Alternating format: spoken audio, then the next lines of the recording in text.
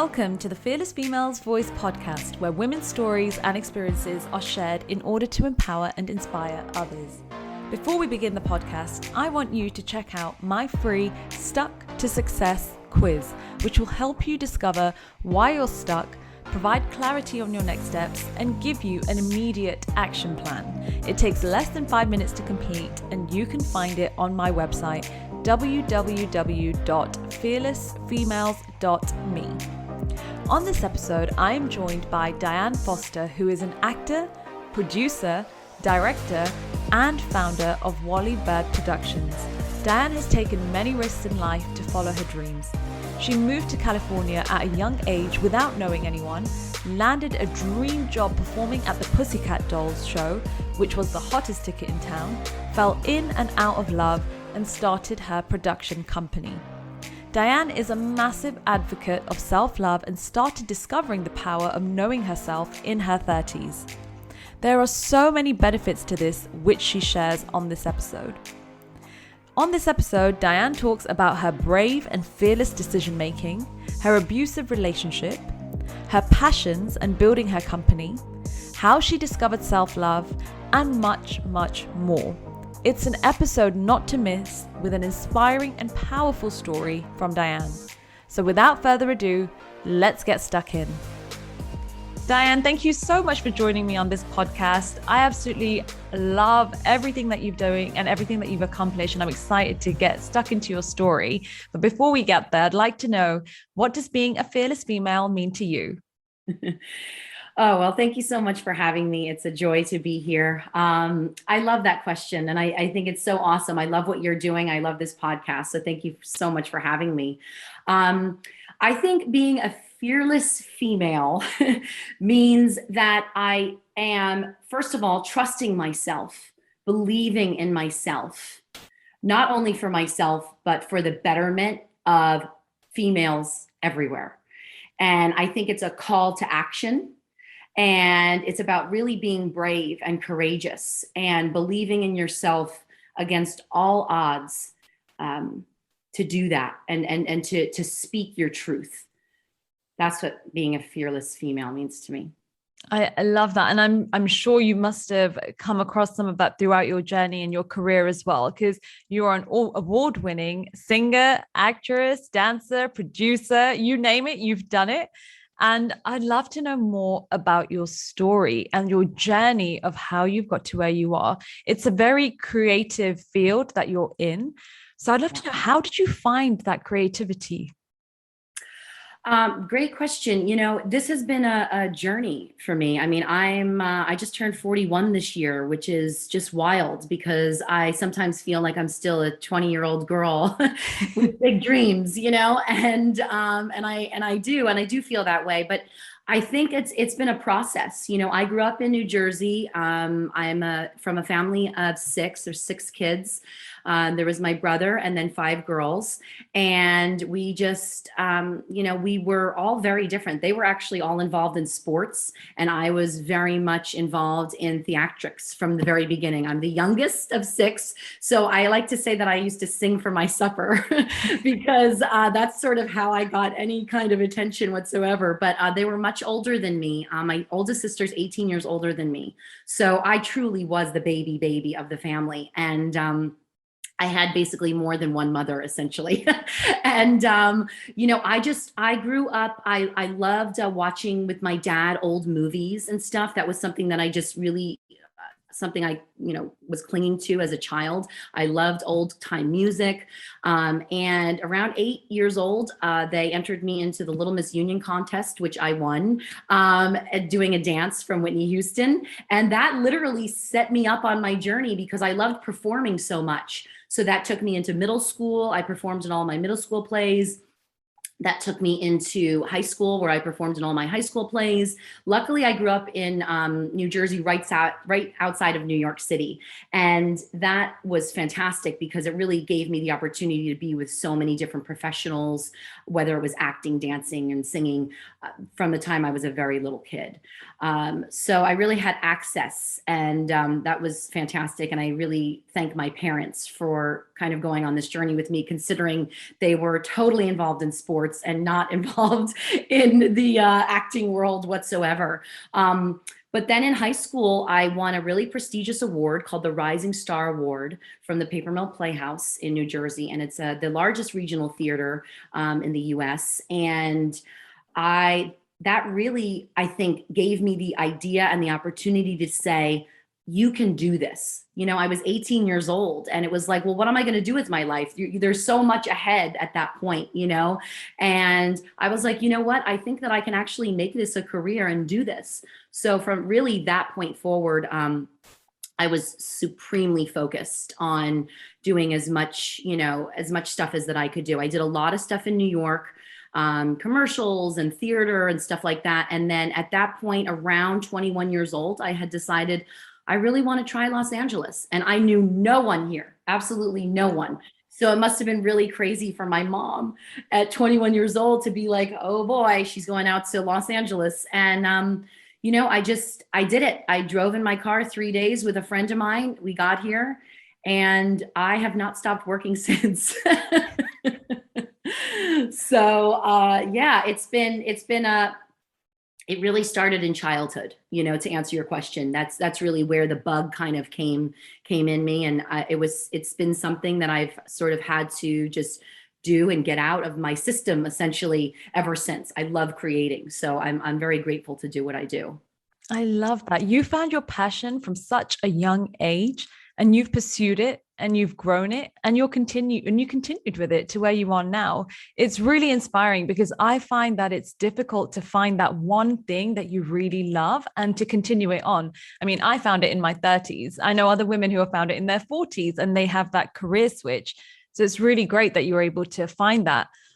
The one thing I'd say is changes though too, I will say, I think as you get older, what you originally thought and what I originally had, of course, in my mind as a young 20-year-old girl has certainly changed. I never thought that I would be producing or directing or having my own production company. Those were just not things that I thought of at the time. I just wanted to perform and make people happy. That's literally why I started doing it. So I think, as you get older or, as your life changes and your journey changes, things, of course, will change along the way. And then you start to go, oh, wait a second, I really like this and I'm really good at this. And I think that I kind of want to pursue that even more. So I think even a job in the arts can change as your journey changes. Absolutely. And it's good that you said that as well. I completely agree with that. It's almost like all your experiences that you're building in whichever field contribute to where you're going to go. It's almost the path just unravels as you're going forward and you can like dip your toe in different things and figure it out. So, and it's important to do other things, obviously you have a passion, but it's important to try a painting class, try a sewing class, try doing a sport, whatever it is so that you can be a whole person. I think that's what more and more I'm finding as I'm getting older is that it's really important that I'm a whole person because that makes me a better creator. I love that. What have you tried then in order to make you a whole person? Oh, so much. I've been on a softball team, which was really fun. And it's fun because I had done that as a child and I hated it because I think it was like I was sort of made to do it, and now it's like I'm choosing to do it. So, that's something that, just being athletic, being out there, getting some exercise and stuff makes you feel good. I've definitely done some painting in the past. That's been, fantastic. This is not my painting, by the way. I was going to ask that. I'm trying to think of other things I do. Obviously, I've done some fun stuff like lawn bowling, which has been really fun. I don't actually know what that is. I don't think we have that here. Really? Okay. So it's really an interesting thing. You're like on a big green and they're balls like this. They're kind of like really tiny bowling balls, but they have like a weird shape. They're not just like a ball. And it's really like an art to this game. The people that I have been learning from are really serious about it. And it's actually really hard, but really fun. And it's kind of like bocce ball. I don't know if you guys have that there. I've not heard of this. No, I feel like I'm going to do a lot of Googling after this podcast. Yeah, do it and see if there's anything there that you could do because it's really actually a lot of fun. And basically you just hit a ball and you try to get it to the white ball, which is like the one that you want to get to. So it's kind of like a billiard meets bocce ball. It's very fun. It's very fun, but you stand and do it. It's not like, with a stick or anything. You actually stand with it and you roll it yourself. I'm definitely going to be Googling this after this podcast. I'll be checking that one out. I And love it. it's great that you're trying so many different things. Someone once said to me that if you're in a position where you don't really know what's next, just have a go at different things, do a bit of research, and eventually something will come. You'll click with something. And if not, whatever you do try will inspire you. And it sounds like that's all adding to your creativity. Yeah, I agree. I think it's just, again, every time you can, put yourself out there, I think it makes you more self-confident. So of course, that's going to allow you to be much better at what you do when you have the confidence to say, hey, like, this is something I tried, whether, you're, an all-star or not, you've done it. And I think that's like something to be really proud of. Absolutely. What I find is that the first step of actually doing something and even the thinking about it is so difficult. So you mentioned when you were 18 and you were figuring out, right, this is what I want to do. This is for me. The first step, it sounds like, was you moving to a different location away from your family and friends, not knowing anyone. What was going on in your mind when you'd made that decision? That was really, really hard. I have an amazing family, an amazing supportive family, which I'm really grateful for. And I've heard so many stories of people who don't have that. So I know that's really hard. Luckily, I was very blessed with that. And I think, knowing everything that I knew and everyone that I did know, taking that risk and saying, hey, like, this is my dream and I want to do this. I look back at it now and I'm like, wow, that was really fearless and super brave, especially not knowing anyone here. I had literally come to California twice in my entire life. I had come as a child and I think I was like 11 years old and I was totally smitten. I was my parents take me to the Hollywood sign, take me here, take me to Grauman's Chinese Theater. Like, I just loved everything about it. It was just that Hollywood idea. And then as I grew older, of course, it got to be more serious. And then I had come out here for a workshop for a couple of days. And that's literally all that I knew of this place. So taking that leap really was a big step. And it's pretty cool because when I did come, I'll never forget it. It was the year that Halle Berry won the Oscar for Best Actress. And I will tell you, I didn't know anybody and I didn't know the layout of Los Angeles and what each city was and all that stuff. And I was living at a Days Inn in Sherman Oaks. It's not even there anymore, I don't think. Wow. The Sherman Oaks. The Days Inn. Anyway, I was living there at the Days Inn, and I remember just eating, like, I don't know, I think it was just like, some kind of takeout or something, watching Halle Berry win the Oscar. And I was just like looking around at this little kind of crappy hotel. And I was like, I feel so great for being here. And I was scared, but not scared, like, in terms of like that I was fearful of my life. It was more that I was scared of like, whoa, this is like such a big journey that I've taken. And here I am doing this. And like, all right, well, let's go. And I think that's, there's something to be said about that. Again, I had to believe in myself. And whether or not that was, some people think, oh my gosh, that was crazy or not, I did it. And I had to do it for myself. I had to do it because I knew that if I didn't do that, that I would always say, what if? And who wants to live in a what if world, right? I think again, that goes back to being fearless. You've got to just be brave and really listen to yourself. Just take that moment, listen to yourself and say, okay, this is the right thing for me. Feel it in your gut. And even then, knowing as a very, very young person, I knew I had to do it. And it truly did change my life, for wonderful things. Wow. That's so inspiring because not only did you know it, but you took the action and you did it, which is incredible. I think it's great. And when you were in LA, you didn't know anyone, you just seen Halle Berry, you were in this hotel. What was the transition like there looking for work? Because you went there for your career to excel in your career. Yeah, I think the first couple of months were a little tough because you're trying to get, your feet on the ground. You're trying to understand where you are. It's a brand new city. I didn't know anyone. What I did immediately was I got myself involved in classes. And I started taking dance classes. I started taking acting classes just so that I could form a community of other people that were there, and I thought to myself, well, what's a better way to first of all, educate myself. And number two, to start to meet people. That way I can start to say like, oh, tell me more about your experience in Los Angeles, and just that connection. And I think that is so, so important, why it's been so hard, of course, over the, past 2 years, of the connection we have not had with each other. That is so important. And nothing is done without a team of people. It's really true. And you don't do anything in life truly on your own. It's all connection. And I think that's what I was really yearning for as soon as I got here. And I was like, that has to be done so that I can, I could start meeting people. So I did that, and that literally completely changed my life. I started taking a dance class, and who was in the class but the creator of the Pussycat Dolls, Robin Anton. And Wow. I had been a professional dancer in New York City. So she had never seen me in the classes before. And she was like, who are you? And where are you from? And I was like, I just got here from New York. This was like, I want to say I was here maybe like 3 weeks.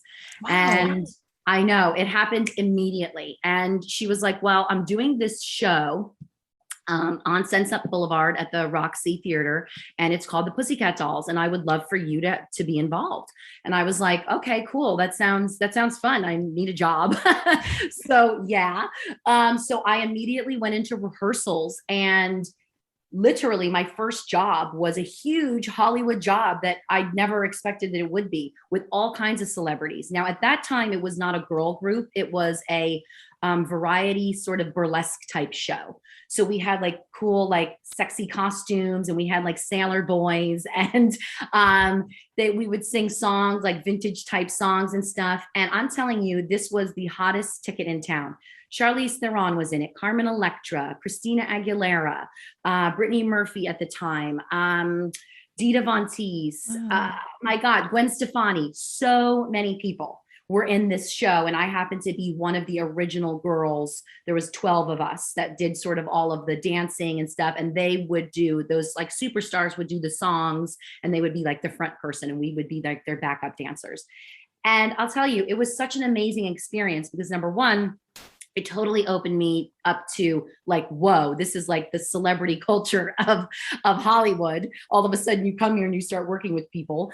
And number two, in the audience, it was filled with, celebrities, literally Hugh Hefner and the Playboy Bunnies, front row, Cameron Diaz and Jared Leto. I mean, you name it. Seriously, everybody was there. And it ran for several weeks at the Roxy, couple nights. And it was just such an amazing experience. I loved it. I loved every minute of it. And I'm very grateful to have done that show. I, since at that point, did not continue on with the group because I really wanted to do independent film. And that was really my focus. But just to have that experience and meet all those people, I mean, whoa. What a start to your career. Yeah. And to LA. That is insane. When I hear of the industry, singing, acting, dancing, I feel it's very competitive. And this is what's portrayed to us through TV, through films themselves, where people are trying to get the gig and they can't get through, and all these auditions that they go to and they can't get in. And there's many people who are trying to make it. And it's amazing that you're able to get that position so quickly. But how do you feel that is? Is that through being kind of right place, right time type thing? Because because I feel like you've worked really hard to get there, and it's just incredible. In 3 weeks, you're able to snap that up. I know, again, I think that was just sheer will. And that was truly the universe saying, yeah, you've made the right decision. Yes. And, I put it out there, and I think it was just like, boom, yep. That was it. And I think that is what happens. I think, again, if you believe in yourself, and of course, there are many, many stories I can tell you of things that I have gone out for that I did not get, that I was totally devastated about. And, oh my gosh, I'm never going to work in this town and things like that. Of course, we all go through that. And they show those things in television and movies because, of course, there is truth to that. You know, you do go out and you hear many more no's than you hear yeses. And I think that's something that you have to absolutely get used to, but you don't have to let it deter you because, again, there is room for everyone and there is something that is right for you. It just might not be that exact thing. And I learned that very, very early on when I started producing, because I started producing very young. I was about 24 years old when I started producing my first feature film. Wow. And I learned very, very early on that most of the time, I would say pretty much 98% of the time when you come into a casting room, it's not even about you and your talent. Like you and your talent is yes, 100%. That's why you're in the room. That's why you're going out to auditions and all that stuff. It's all the other stuff that's going on with the movie. You know, you have to be this right look because we're putting you with this co-star, or you have to have, you know, this kind of background, or there's a million different reasons why sometimes people don't get the gig. And I just want to always make sure that actors especially understand, and creators, that it doesn't have anything to do with your immense talent. You are wonderful and beautiful, and something right is going to come for you. It's just that it's not right for the particular project, and not to get devastated or down about that. It's okay. Something else will come along. Just keep going. And I think, you know, if you learn that kind of early on, which I did, I always had kind of a really good positive attitude about like, okay, well, this wasn't right for me. So, you know, let me move on to the next, you know? I feel that you've just literally had the right attitude throughout your childhood, through your teens, and then into your 20s as well when you moved. Because when you get knocked back, it is very impactful, right? You sometimes feel like, how am I going to overcome this? Am I good enough? I've been there. The questions all come in your head. You know, is this right? Am I going in the right direction? And to keep a good mindset like that can be difficult. So how did you keep your mindset in check? Yeah, you know, look, this has been a very hard journey, and we can get into more on that in a little bit. But, you know, I think that number one, again, I go back to the support system. I had a phenomenal support system. I think it was really digging deep from a very young age of thinking and knowing that I am worthy. I am worthy and deserving of having a great career, and really being a creator, and you know, putting myself out there in that way. And it's not always easy. It's really not. And I totally understand that. Believe me. You know, there are days that, you know, you just want to curl up and cry all day long, and that's okay. Not every day has to be, I'm powerful, I'm brave, I'm courageous. No, it's not going to be that way. Life is an ebb and a flow, and you just have to kind of like ride the wave, I guess they say, you know, and just know that everything, and time, of course, will help. Time, I truly believe, heals everything. You just have to be willing to kind of hang on and just know that it's going to happen. You just don't know when. And you know what? That's not for us to know. We just let the universe let go and let it happen. Exactly. And the universe is on our side. That's something that we 100%. need to remember. The universe is on our side. And Yes. you mentioned that you produced your first, is it film at 24? Yes. What drew you into production? Because it sounds like you had a great thing going on with Pussycat Dolls and the Mhm. show, acting, and then you turned into production.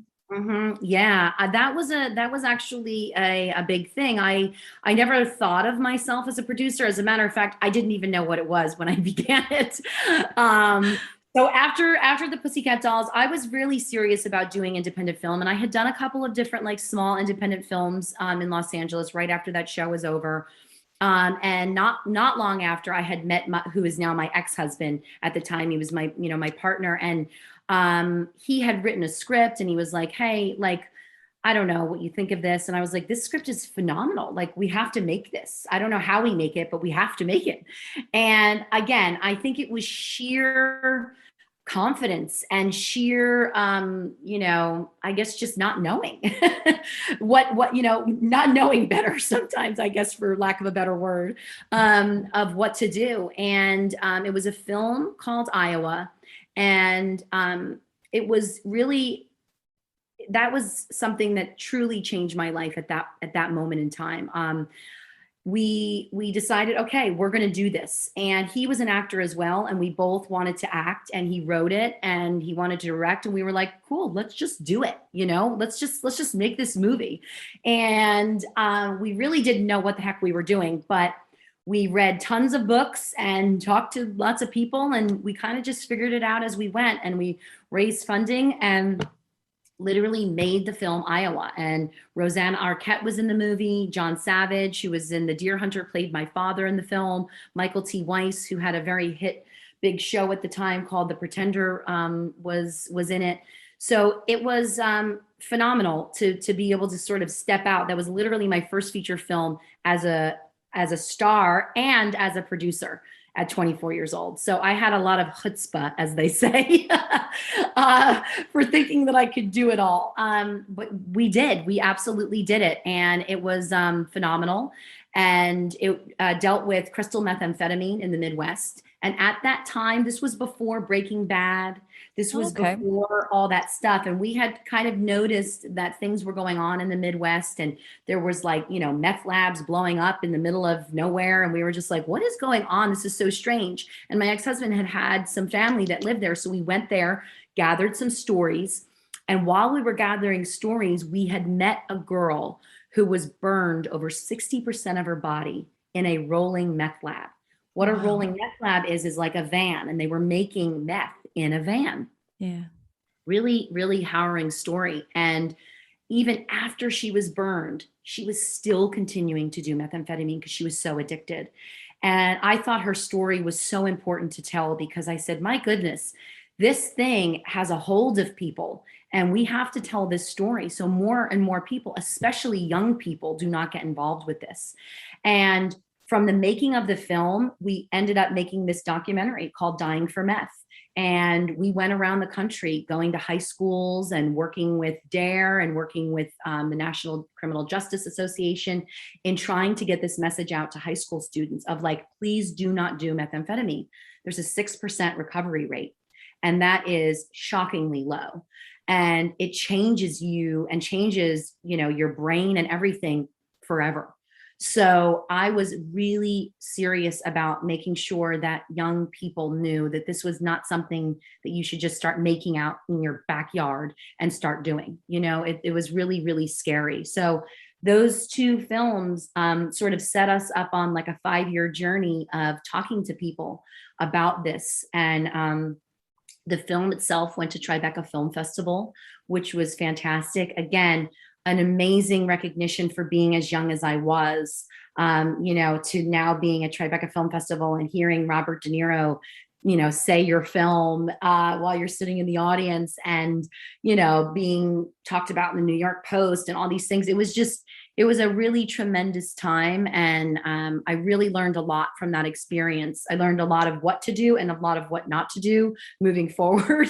And that kind of set us up for the next bit of my journey and sort of what happened from there. And what is that next bit? Because it sounds like you just had this amazing experience, everything that you've learned from that, and you wanted to then move forward. And it almost feels like from that experience, you knew that this is what you wanted to do. You knew that this is something you wanted to pursue and continue with, which is great after one project and knowing that. So what did you do next? After that film, we had some people. We had the oh gosh, what is their last name? The guy who owns the Dallas Mavericks. I can't think of his name right now. Anyway, he's like, they're like Hollywood guys, and they own the Landmark theaters and whatnot. They had seen the film, and they said to us, you should make a horror film. Like, you guys have the really good sensibility. There was a lot of violence and stuff in the film. Of course, there's drugs meets love story. So there was a lot of like craziness going on in the film. And we thought about that, and we were like, oh, that's interesting. Yeah, I mean, we like horror film. And my partner at the time, he, had written a couple of different things. So we were kind of getting things together, and we ended up filming a movie called Sibling. It didn't end up being that movie because we went and we shot an entire film, and we got it back. He directed it, and he said, I absolutely hate this. We can't put this out. All right. That was the feedback? And that was really not good. I mean, luckily no one saw that film. Again, we were both young and we're learning. And I think we were just like, oh gosh, there's no way that this can go out. So we gathered up, some more funding, and we literally shot an entire new film for less than 10% of what we filmed the first one for. Wow. And it ended up being this horror film called The Orphan Killer. And he went on to be kind of a cult horror movie. And that was something that I think we were not really prepared for at the time, because we didn't know what the heck would happen. It was very early on during the Facebook days. And we had made the film, and we created the character of the Orphan Killer to have his own page on Facebook. And we started posting stuff, little clips here and there, photographs, and people were like, in the horror community, like, whoa, this is really cool. This is cool. This guy is crazy. Is he really saying that? And it went from us having, 500 followers to 5,000 to 11,000 to 30,000 to 100,000 to 500,000 followers on Facebook. And people were just giddy about this like blood-soaked, villain, this mask-wearing crazy person. And it was like a throwback. The movie is a throwback to 80s style fashion, slasher fashion. So, like the Michael Myers and the Jasons and the Freddys and all those movies, like slasher type stuff that I grew up watching and loving so much and just getting a real kick out of. That's sort of what it was hearkening back to. And people really were eating it up. And we decided, well, let's release the DVD to our Facebook fans. Well, big mistake in one way, because what happened during those times was the torrents got it, and it went all over all the BitTorrents, and people were illegally watching it immediately. So it was like we made $0 on the film, but we got a lot of notoriety from it, because now all of a sudden 3 million eyeballs were on us. So I'm like, oh my God, who made this movie? What's going on? Who are these people? And I'm like, well, we've been working for a couple of years. We didn't just come out of nowhere. It was really fun. And it just kind of took a whole nother thing. The film was banned in Australia. The film was banned in Germany for glorification of violence. Oh, okay. Yeah, which for horror and horror fans, that's exactly what you want. You want to see a banned movie. Yeah, that's true. So then, of course, even more so, people started wanting to see it. So it really became this kind of like underground cult-like thing, and people were just eating it up. And we really enjoyed making all that stuff. We really did. It was really a lot of fun, and it was for the horror community. We were like, they are so engaging, and horror fans really love horror movies so much. And I find that fascinating, because I don't think that there's any other genre truly that people will go to the ends of the earth to either see it or buy the t-shirts or talk about it. They are tried and true. And I love them. And I owe a lot of what I've been able to do, especially over the last couple of years, to the horror community, because they became followers and fans of mine then, and they have supported me literally from that point forward on out. So I appreciate them, and a big shout out to my horror fans, because they are truly everything. So from there, we went and we made a sequel to the film. And that was really fun. It was more about like, we had some MMA people in it. At one point, Ronda Rousey was going to be in it, because we befriended her at our boxing gym. We became friends with her. She didn't end up being in the movie, but we had sculpted her head for it. And her head being held by the Orphan Killer is in it. Love that. Little known trivia there. And then at that point, actually, my life took a huge turn. And that was that I got a divorce, and I completely changed my life. I had 2 children, and one day there was just a lot that had gone on, and I was like, no more. And from that point forward, over the last 5 years, my life has changed drastically since then. And that's why I say you never know in your life where the journey is going to take you. And what I thought would be forever ended up being a moment. and a season in my life that was no longer okay for me. And I had to get out of it. And that's exactly what I did. That's exactly what I did. And that is why I am here today. Truly. Amazing. And it sounds like that was a very life-changing experience as you described it. How were you feeling when you'd gone through that? Because I'm currently married. I got married just under 3 months ago. And for me, I'm thinking, thank you. And I'm thinking, this is forever. Like, we're going to be old. Like, this is what's going on in my head. So Yeah. for you to come, and I'm sure that was when you got married as well. So for that to come to a point where you're like, right, I need to make a change and this is for me. What was going on in your head? How are you feeling? Whew. Well, that is a loaded question because it started much earlier than that. I'm very open about talking about this now because I've come to the other side of this, and I hope that someday when I am ready to fully tell my story, that it will help so many people.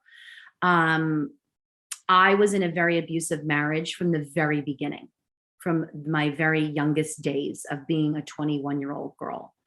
And I did not know better at that time what I was sort of going through. And, my parents are lovingly married 60 years, which they're like dinosaurs, I tell them. And I just I didn't have a lot of relationships at that point. So I didn't really have a lot to go off of. And I fell completely head over heels, madly in love. And, again, that was a season for us and of course my ex-husband, but it was a tumultuous and very abusive relationship for a very long time. And I think I didn't fully recognize it back then. I really didn't. I really just didn't see it. And I let a lot of things go on that this person now would not, of course, allow to go on. But it, at the time, it was just something that I was doing, and I was just living. And then, of course, I became a mother very quickly. I was a young mom very quickly, and then I had my second child very quickly. I had my son and my daughter, and they're my entire life. My children are the best job I have is being a mom, truly. And I think it really took a long, hard time for me to realize, like, this is not good for me. And when you have a family, that is so, so hard to do.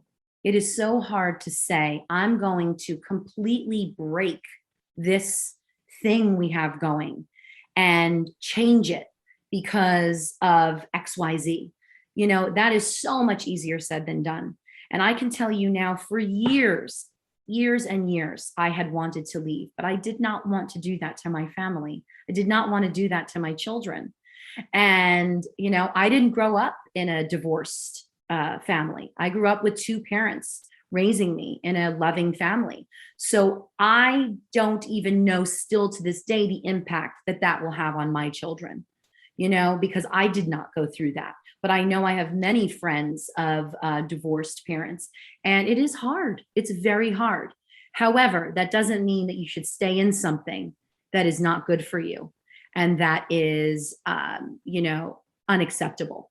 Those are things that, you have to have sort of a come to God moment. And I had to have that. There was a light bulb that went off for me. And that was the moment that I said, I cannot do this anymore. And I don't know what that is. It took years because I knew years before it clicked. And I was like, this is not right. This is not right. And I'm not okay with this. I'm not okay with feeling like this anymore and having these things happen to me anymore. But I hung on and I hung on and I hung on, and then I couldn't hang on anymore. And luckily for me, I was able to get out of it, and in a safe way. I know that that's not the case for many, many people.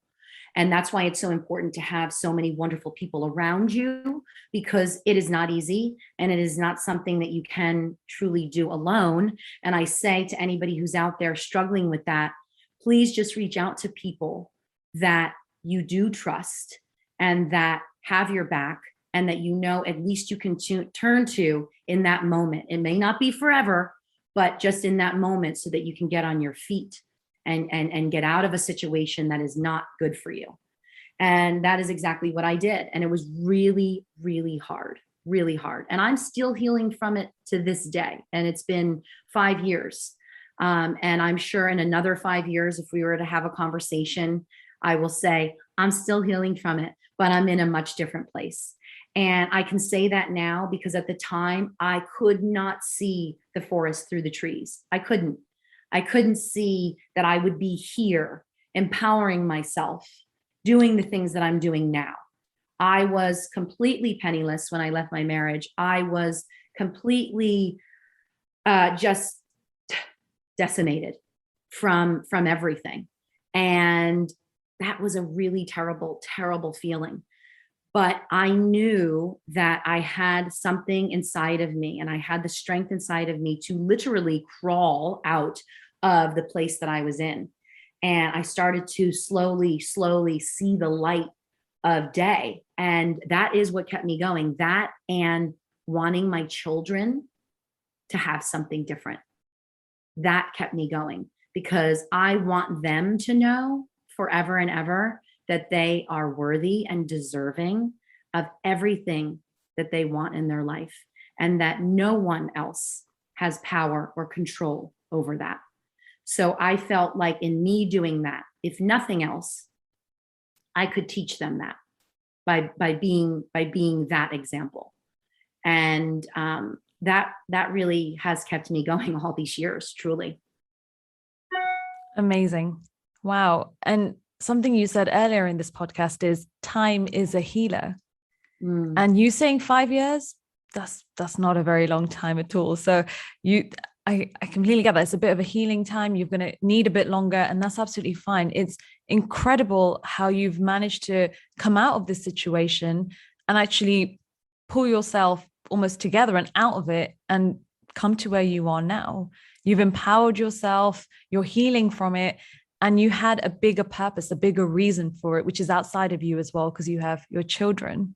100%. And you said something about how you have recently gotten married, and I love and I love romance, and it's like my most favorite thing. Truly, I am a hopeless romantic, and I believed truly when I got married that was it, and that is what I wanted, of course. But I think that we just have to be honest with ourselves. And I truly hope that does happen for me someday again, but obviously in a different way, in a healthy way. And I just believe that no matter what, if you can always communicate with each other, staying above the line with each other, respecting one another, and having your own thing always, still being independent, is the most important thing. I truly believe that, because of course I wanted my marriage to work out. My goodness, who doesn't want it? And it was painful. And, there were all kinds of things that happened over that time. And, a relationship is a two-way street. You both have to be doing the work to make it work. And sometimes it just doesn't happen that way. And I think that if you go into a relationship and just recognize that you have to be a whole person aside from them, and that when you come together, you can be something even more magnificent, that is when it's right. And that's when it works. But to step away and be able to still be a whole independent person yourself, have your own things, have your own friends, have your own stuff. Even if you do work together, that's okay too, but still have your own stuff. I think that really has been a big lesson for me, because otherwise it just gets to be unhealthy. And life is way too short to live in that space. It really is. We're here to do good. And I think, we're all here to change the world for the better. In whatever we do. So I think that should be really the mission at first, is to do that, and then allow the love and all that other stuff come together and just make it better. That's my advice. You know what? This advice, everything you've just said there is just spot on. And I'm a firm believer of that. And it's what the message that I preach as well. So I'm 31. I got married 3 months ago, just under 3 months ago. And me and my partner met just over 3 years ago. And so I was 28 at the time. I Hmm. had had so many life experiences before that. I had a period where I was single for 5 years. I got to know myself. I was traveling around the world. I was living by myself, doing everything that I wanted to do to make sure that I was the best version of me. And through that, and through my dating experiences and whatever else, I learned exactly what I wanted from a partner, which is why I was single for that long. So So smart. you saying this is really hitting home because I hear of many women who, because let's face it, you were young. You were Hmm. young when you met your Very. ex-partner, you got Yeah. married young, you had kids young. And it's almost throwing you into something where you may not fully know yourself, as you said. Have your independence, understand what are your values, what do you want from a Yes. partner, all of these things where you're almost put in this situation. And yes, you love someone, but there's more than just that. A Exactly what hundred you said. percent. And you have to be okay. And I think that's such good advice. It's like, especially for young women, you don't have to be tied down right away to a life and a person, certainly. Allow yourself to get to know yourself. I know for sure it wasn't until my 30s that I really started to like know myself. And then I was like, oh, whoa, buddy, what's going on here? And let me tell you, now that I've hit the 40 mark, it's even better because I'm going like, wow, there are really a lot of things that I don't know about myself. And I think self-love, and I've said this in interviews before, it's really interesting. That was not a term that was even a thing when I was growing up. Self-love was not like this, I feel came around 10 years ago, maybe, Mm. that we started talking about self-love, self-love. And it is so true. It's so true. And it's because we don't think about that really. And I'm hopeful that this generation of women in particular really do take that and they say, oh, self-love is actually really important. And I am going to make that the most important thing first.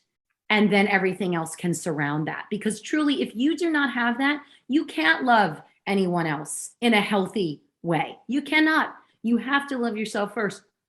What does that look like? That looks like taking care of yourself, drinking water, exercising, eating well, being around good people, meditating, doing, reading self-help books, all kinds of going to therapy. Like these are really great things of taking care of yourself. And that was a novelty idea that I didn't know of until truly I hit my 30s. And then that word self-care started coming around and self-love. And I was like, that's really interesting. I don't do that. and and then when you start doing it, it's like all of a sudden a light bulb goes off and you're like, oh, okay, I get it. And this makes me a better person because I can take care of myself and I react differently in situations and I have different relationships with people because I'm coming from a place of actualization as opposed to a place of fear or, not having any confidence or any of those things. I'm coming from someone who's really taking care of myself first so I know how to behave in a situation, and I think that really says a lot. That makes a big difference. So self-love all the way. I love it. This is right up my street. So I'm a massive advocate of self-love. I preach it, I talk about it, and it's exactly what you just said, along with the mindset piece and being comfortable in your own skin, which is why when we started and you were taking these bold risks of, I'm just going to move there, I'm just going to start this. And I asked you why. And you said, because I believed in myself. I knew I could get there. This is all a part of self-love, the self-belief, the faith, everything within you that you're so comfortable with yourself, you're going to get to these places. And this whole element of what you said of looking after yourself is just an addition to that as well. And it's great that you found that. Is that something that you found before your marriage had ended or after? I want to say it's a bit twofold. I feel like I had an idea of what that was. It started to kind of percolate in my mind while I was still in the marriage. Um, it was very difficult. Obviously, having two little kids running around, it's a lot of work, and on top of that, I was working and making films and doing all of that. And at the time we had a production company together. So, it was a lot. So I think, again, I wasn't focused on, hey, let's stop, let's assess, let's listen, choose, and then move on. I was not doing that at the time. And I think my spirit, my literal spirit was like begging me, calling me all the time, going like, hello, are you ready to pick up? And I was like, no, I'm busy. And and then for whatever reason, it just clicked. And I think, again, I'm a firm believer in the right time and the universe and all that stuff. I think it's undeniable to me. And I think it was just that moment where the universe was like, no, like this is the time and you have to do this. And we're gonna stand beside you and support you in this. So I think some of it, I had a little bit of a recognition of self-love during it. I know for sure I was tired of feeling bad, and I was tired of feeling scared, and I was tired of not having a voice. I know that. And that being tired, I think at some point it just went like, I'm done. It's like that old adage of like a dog, after a while, it's just like you keep, and it's just they're like, they're going to bite you at some point. Like, stop doing that, because it's just not right. And, there's only so long I think that people will take things. And I was just done with that. And I wanted something different. I wanted something different for myself, and I wanted something different for my kids. And I knew that was going to be hard. I knew that was going to be hard when I left. I didn't think, oh, this is like going to be easy. I didn't know what to expect. And it was really, really hard. Believe me, there were times when I was like, I can either feed my kids or dry my laundry. That's how hard it was for a while. But I kept going because I just, I can tell you now, I just have this, uncrushable spirit that I am here for a purpose. And my mission and what I'm here to do on this earth is bigger than anything else. And that's why I'm doing what I'm doing. That's it. Amazing. It has to be done. And on that note, can you tell us what is next for you? Oh my gosh. Yes, I'd be happy to. And thanks for letting me talk about all that stuff. It feels good to express that sometimes. And I hope that it helps other people truly. What is next for me? Well, I have a production company, Wally Productions, that I started in 2018. It's in honor of my late brother who passed away at the beginning of 2018. I named it after his childhood nickname. And it brings me so much joy to do what I do every single day and to work with the creators that I work with. It's really an amazing thing to look at my life from where I was to where I am now. And that's why I say to anybody going through anything hard, just keep going, because it really does get better. Even though in the moment it feels like everything sucks and it's terrible, I promise there's so much more on the other side. So we have had such an amazing time since 2018. My whole mission when I started Wally Bird Productions was, when I was younger and doing these films and stuff, I would look around, and a lot of times I would be the only female on set, on the crew, and I didn't like that. And I would always look around, and most of the time I would see white males. And, I was kind of just like, I don't know, isn't this kind of played out like this version of this story? Nothing wrong with white males, but it's just time. It's time for new stories. It's time for new people to tell their story and to be represented. So for me, why I started Wally Bird was, number one, I had been a freelance producer for a couple of years, and I was putting teams of people together to create films. And I was like, I'd like to do this under a banner of my own, and still create great content. But now the emphasis is on female empowerment and diversity. And that is so important to me because I truly believe that representation matters all across the board. We have so many different kinds of people in this world, and their stories and their voices and their faces need to be shown. And that is so important to me because it has not been that way for historically way too long. So I want to be part of the movement of people who is trying to make a difference while I'm here to do that.